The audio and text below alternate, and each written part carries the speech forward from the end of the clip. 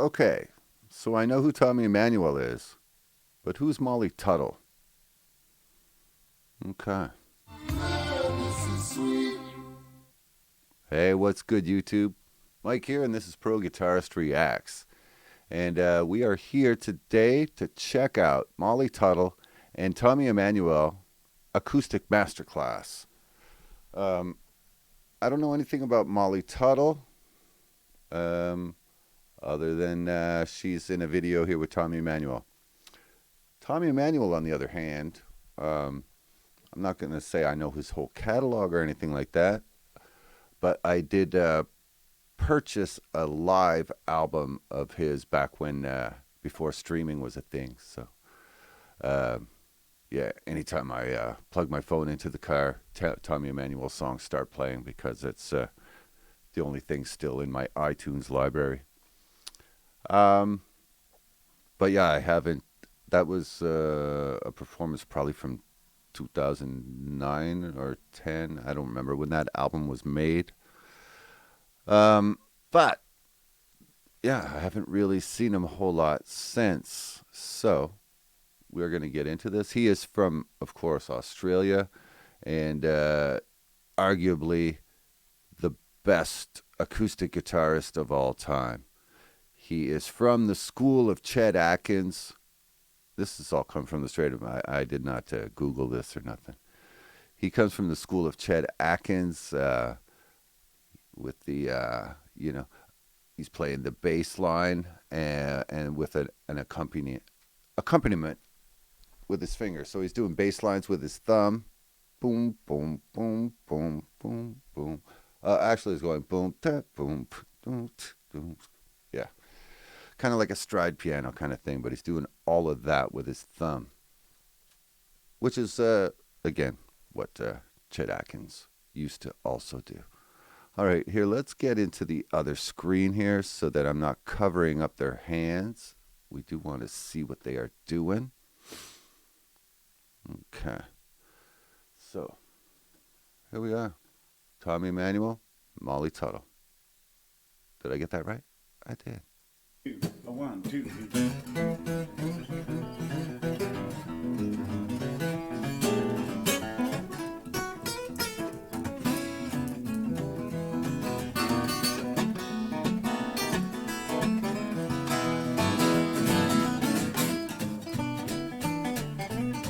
All right, before she gets going. So this is they're doing a 12-bar blues, and so it's not, I have to say, sometimes I get a little disappointed when Tommy Emmanuel plays with other people. I feel like sometimes he shines most just on his own. Because, like I said, he does the accompaniment and the all the lead stuff. And you would swear there was two people there. And maybe that's not as obvious maybe when he's playing with somebody else. But they're just getting started, so let's not pass judgment yet, right? Am I right here? Yeah. Take it back a little bit. We'll catch his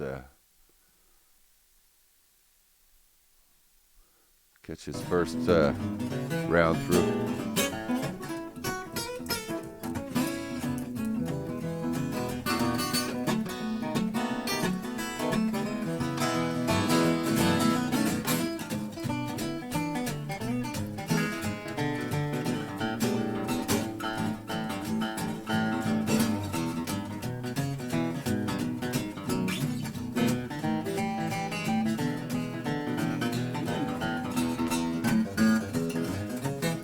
Okay, a little first position.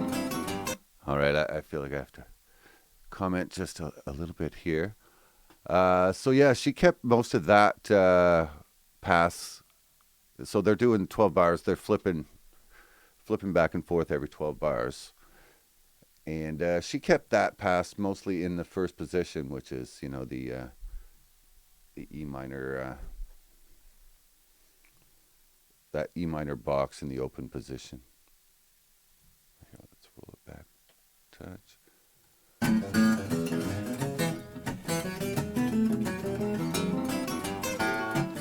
She's moving it up the neck, of course.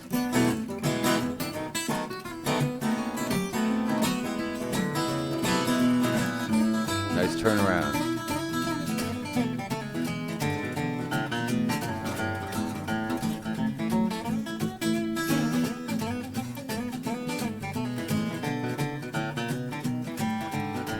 Yeah.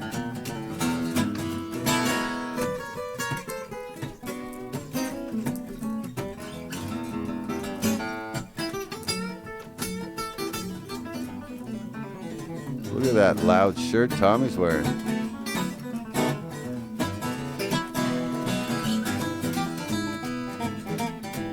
Yeah. Okay.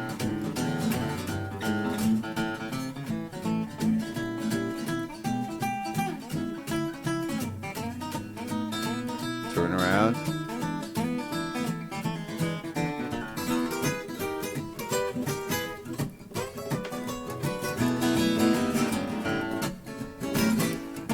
I like the chord thing here that he started off.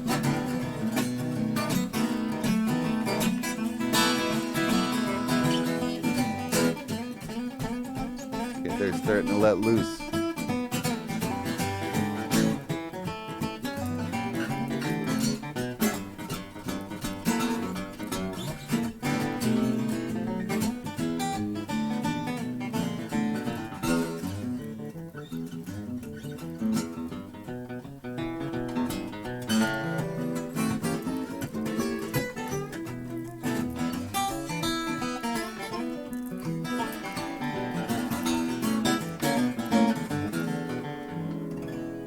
Okay. We're just having some From her fun with natural blues, it habitat, seems. Effie gathers customer testimonials.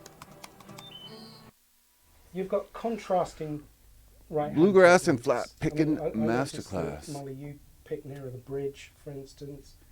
You use a thumb pick quite a lot, so Yeah, I was just playing with a straight pick in this. yeah, on particular- that, yeah. But can you talk a little bit about right hand technique, ladies first? Sure. Yeah. Well, I use a flat pick, so I'm kind of like following the bluegrass flat picking style. And as far as my right hand technique, I'm just kind of gripping the pick between my index and thumb, and I'll hold it like this, if you can see that. And I do play somewhere between the sound hole and the bridge, usually kind of on the back end. She's of American, the I sound hole. guess. When I'm strumming the guitar, I float my wrist, so there's no part of my hand touching the strings or the guitar.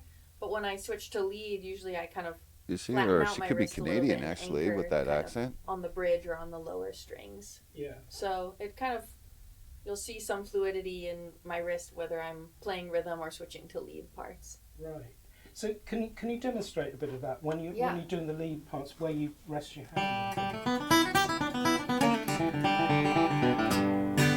Okay. So I'm just very gently kind of brushing my hand on the, usually like the bridge pins or maybe the lower strings if I'm playing up high.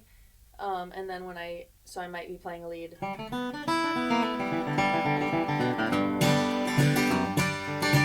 And then switch to rhythm, my wrist comes up and I'm just floating.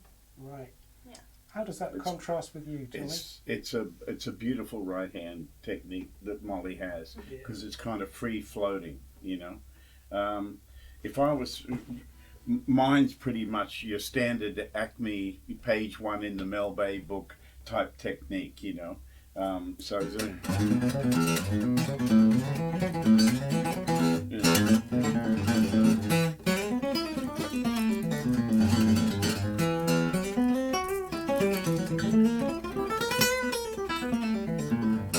Kind of. Damn, he kind of doesn't even floats around, specialize but it. That's not even his thing. Both Molly and I use that kind of straight up and down. You know, Yeah. if we're playing, let me see, if we played a little bit of, say if we played a little bit of White Freightliner. Yeah. Yeah, so she uses a capo on the fourth fret and plays in a C position, and I play just a straight E. I stay in E. So, and you'll see how when she's playing rhythm and then switches to lead that it's just so effortless. And this is the hardest part about playing acoustic guitar, is getting that effortless approach, you know. So Totally. making it nice and relaxed is a good idea, you know. Yeah. Yeah. So Yeah, it's like you almost want to feel like you're about to drop your pick. You don't want to be like gripping onto it. that's But right. you don't want to true. hold it too loose that you actually drop it, because that's happened to me before. It's embarrassing. Want to play a little bit of it, and Yeah. we'll sing a little bit. So just so you can see her switch from rhythm to lead and all that stuff. Okay. Are And you we're ready? playing in 2 different positions, which is like, I like to do that when I play with another guitar player. So Yeah. if they're not putting on a capo, I'll put on my capo. And it's common in like bluegrass guitar to play out of G, C, or D. And I think guitar players in most other genres play out of E a lot more than we do in bluegrass. So Yeah. I often don't play out of an E shape, but for you, I I feel was like trying to you remember play back out of E a when lot. you taught me this song on the cruise. Yeah. We were doing an Americana cruise. That's when Molly invited me to play with her, and she said, "Oh, it's in E," and she played it.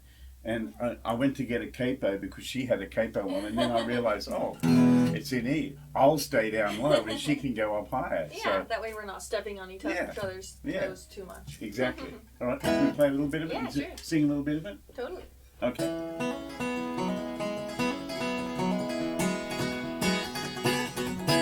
Go down on a highway, go listen to them big trucks whine. Go down on a highway, go listen to them big trucks whine. That white Freightliner's gonna steal away my mind. Here she comes. Eve to me is basically freedom. It's a giant open universe where you I'm going to take it back a touch here. I'm going to take it back to catch that solo here. She looks a little bit like, I forget the actress's name, the one who played Spider-Man's girlfriend, you know? The one that he did the upside-down kiss scene with back in the, I don't even remember how long ago that was. 20 years ago, maybe? I don't know. Big trucks whine. Go down on a highway, go listen to them big trucks whine. That yodel is awesome. That white Freightliner's gonna steal away my mind. Here she comes. Tommy can sing. Wow.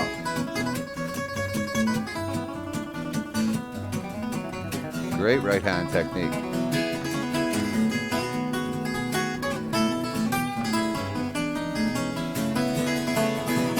It's 5 minutes from Houston, half my friends have died.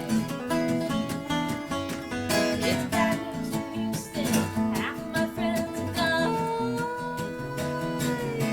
That white Freightliner's gonna steal away my mind.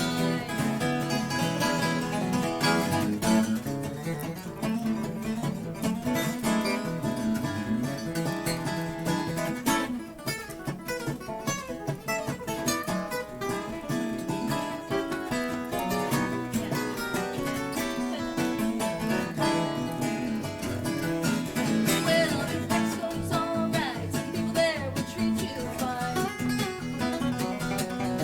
Yeah. Mexico's alright, some people there will treat you fine.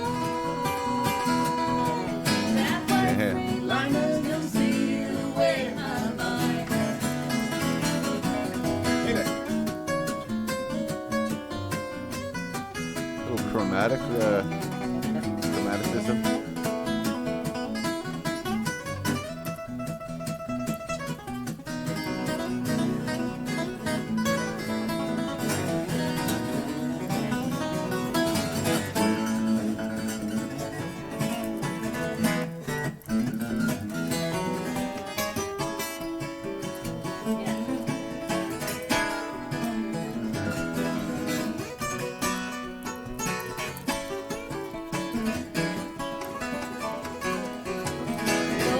Couple sweet picks there.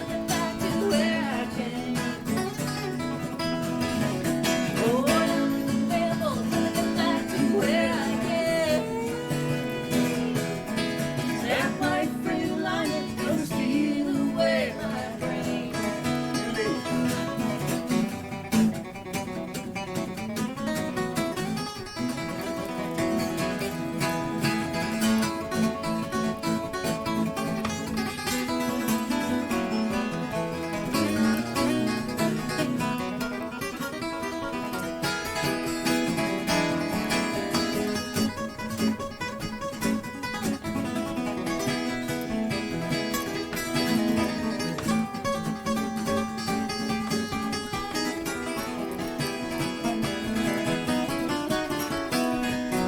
like that. I want to hear that one more time. Bum, bum, bum, bum, bum, bum, bum.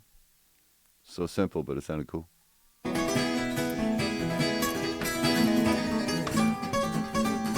That's cool too. Kind of like a chicken. That right there. Da, da, da, da, da, da, da.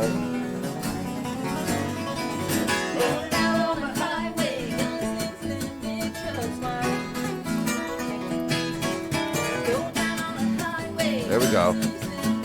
I was going to say Tommy needs to turn towards the microphone because his sound hole, the microphone didn't seem to be picking up his guitar as much as hers was being picked up. But notice there was a bit of a difference there as soon as he turned his body a little towards the camera.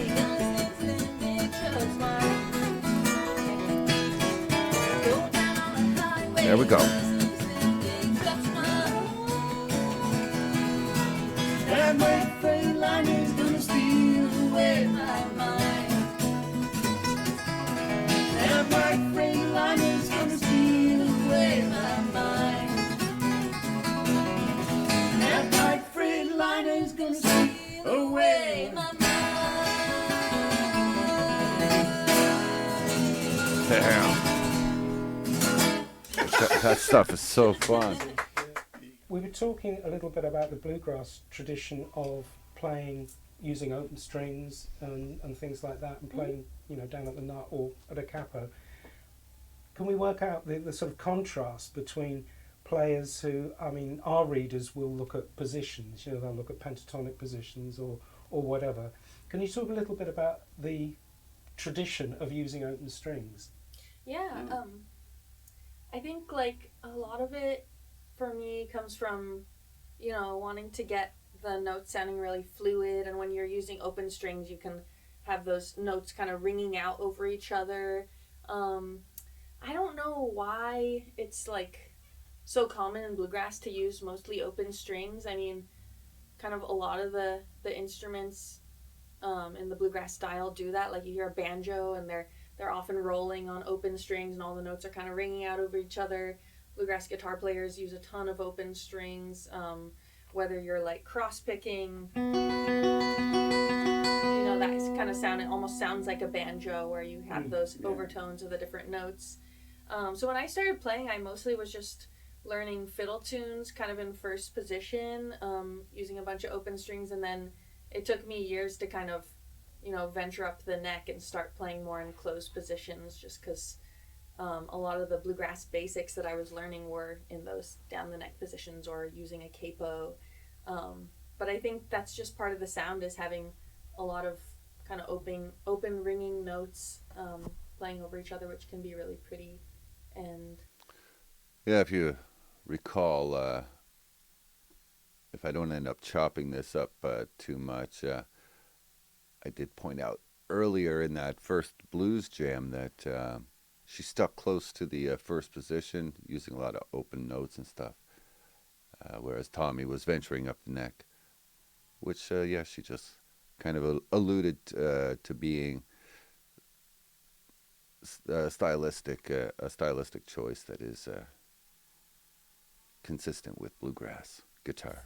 kind of open ringing notes playing over each other, which can be really pretty. And yeah, I think even when bluegrass guitar players are playing up the neck, you still are kind of holding these shapes down to create that sort of fluid sound when you're playing. Yeah, yeah. I think a lot of that comes from banjo. Yeah. So like that. Yeah. Well, that kind of sound, yeah.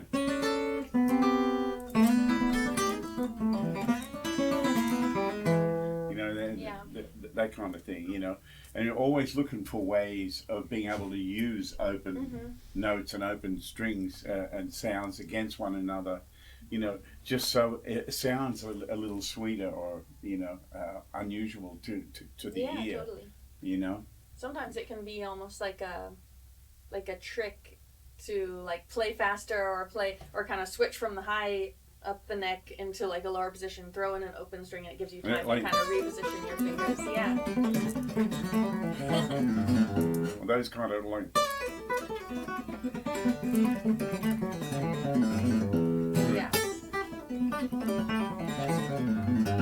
Yeah, they're like definitely ripped off from banjo players, and you know I think it was Jerry Reed and Chet Atkins who brought that to our attention, you know, and then of course Tony Rice added so much of that into a lot He's of the naming the records he grades. was making, and you know, it's a beautiful sound.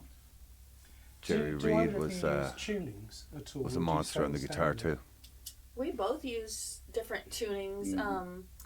I first started using alternate tunings on the guitar when I was a teenager and I was learning clawhammer banjo. Again, it kind of came from this, came kind of inspired by playing the banjo and loving the sound of the banjo. I started tuning my guitar into an open G sus4 tuning and doing clawhammer style on the guitar. And so clawhammer is like a style that people normally play on the banjo, but someone showed me that I could take the same kind of right hand technique and play it on guitar. So you kind of, you don't use a pick and you play usually in an open tuning because you want, again, those like ringing notes to sound out, and you're just kind of hitting the higher strings with your index and middle fingernails and then plucking a low string with the thumb.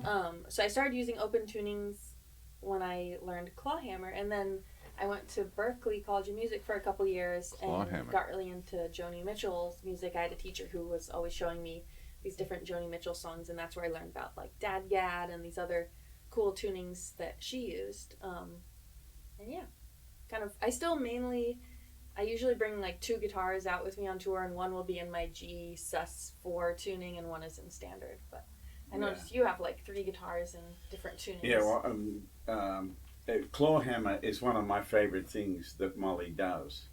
So you should grab something, a tune of her playing with some clawhammer. I think that'd be great. Look at this guitar pattern. What you're looking at is the key that unlocks the guitar neck forever. It lets you hit all the right. I'm now in my G tuning for clawhammer guitar, and this tuning is D, G, D, G, C, D.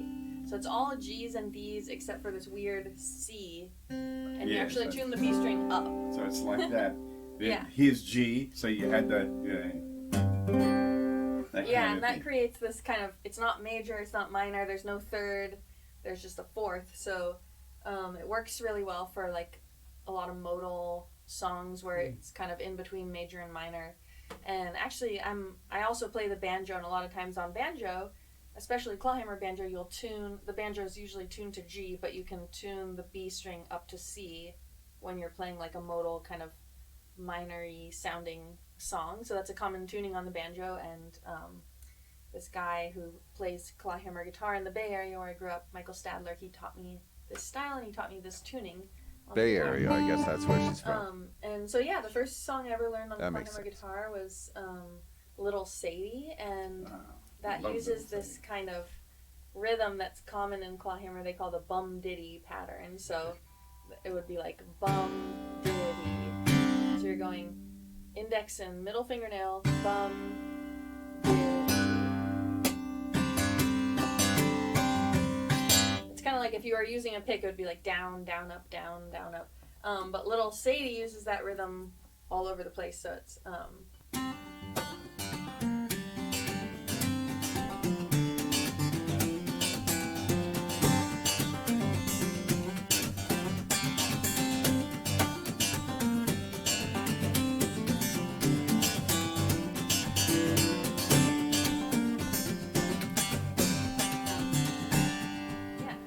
Oh, that is And cool. then I started writing my own songs using this style. I have one, Take the Journey, that goes like...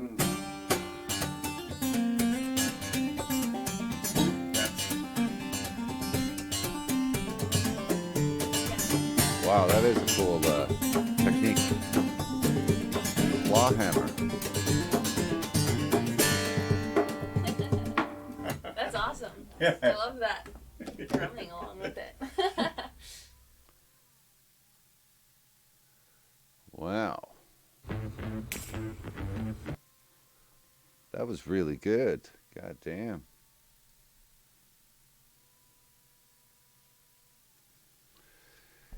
Yeah. Wow. So informative. You know, besides being entertaining, it was super informative. Um, that claw hammer thing, I need to go try that. What did she say? Down, down, up. Ding, ding, and then thumb. Ding, ding, pluck. Ding, ding, pluck. Ding, ding, pluck. I'm going to have to try that. Definitely have to try that. I think I'm going to suck at it, but I still have to try it. And that's why I'm going to try it when no one's watching, because I know damn well that it's probably harder than it looked. So yeah, let me know what you guys thought. I'd definitely be interested to know what else Molly Tuttle does now, because that was pretty damn cool. Took me a second to warm up to her. I think at the beginning I was being a little skeptical. I was being like, you know, who's this person taking up precious solo time away from Tommy Emmanuel? But she won me over. She won me over eventually. It's hard to say at what point exactly. I think it was just, I think her right hand technique, when she started explaining that was pretty impressive. And like she was doing like string skipping stuff and all with the pick. That was pretty impressive technique. Absolutely. All right. Well, let me know what you guys thought.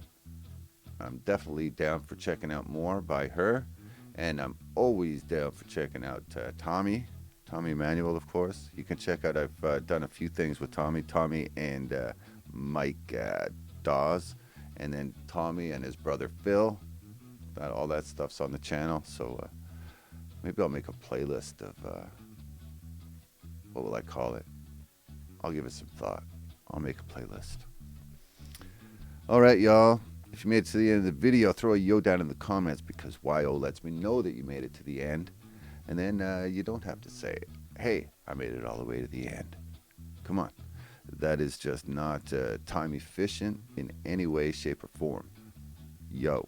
Boom. Message delivered. And then, yeah, I'll catch you on the next one. Watch one of these two videos. Hit like and subscribe if you dig the vibe. We'll check you on the next one. Bye for now.